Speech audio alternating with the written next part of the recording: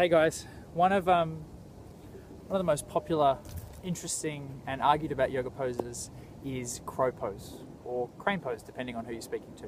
I'm just going to give you a quick rundown of two variations of crow pose and what you're working towards with your crow/crane pose.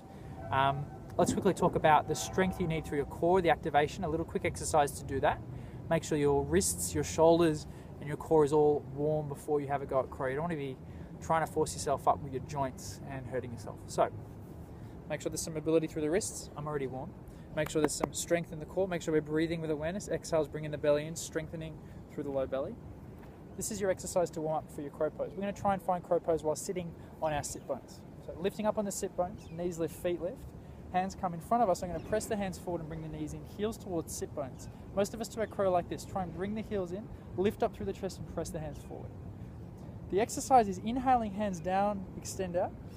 Exhale, squeeze and press forward. Find your crow pose. Inhale, come down. Exhale, press forward. Good. To come into the pose, do more than just two, do a couple. Find yourself nice and warm. Spread the fingers, squeezing the fingers down onto the mat to try and take the weight out of the wrists.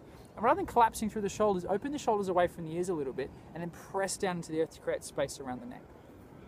Hands down, fingers spread. Open the shoulders away from the ears. I'm going to come up onto my big toes and bring my knees up as close as I can towards my armpit. So this is for your full crow or your crane pose. So if you're a little bit stronger, a little bit more experienced. Eyes go down or slightly in front of the hands. I'm going to walk my knees up until they're as close as I can to my armpits. I'm trying to find length and I'm trying to fold in over my legs. Weight's going to come forward, but first thing I'm going to do is soften a little bit and inhale. As I exhale, I'm going to press down to lift up. Open the shoulders, push down, lift the sit bones. Hover the feet.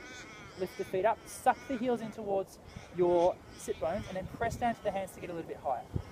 Ideally one day straight arms, heels lifted, even floating the knees off your triceps. Not easy, really hard. So what's something we can do when we're working towards it? We're going to try like a half crow pose or what I call a bodybuilder's crow pose, using the muscles of the arms and a bit more of a box shape. Again, spread the fingers, open the shoulders. This time, bend into the elbows. Take your knees to the outside and squeeze in. Weight's going to tilt forward until my feet feel light, not until the weight comes into my wrist. Feet feel light, squeeze into the fingers, lift the heels up. It's awkward. There's a lot of strength through the shoulders required. If you dump the shoulders, you'll hurt them. So open through the shoulders, lift up through sit bones, eyes forward. We start to work from there, lifting the knees up towards the armpits, ideally all the way up. Some more tips and tricks. Lift up on the exhale. Press down to lift up.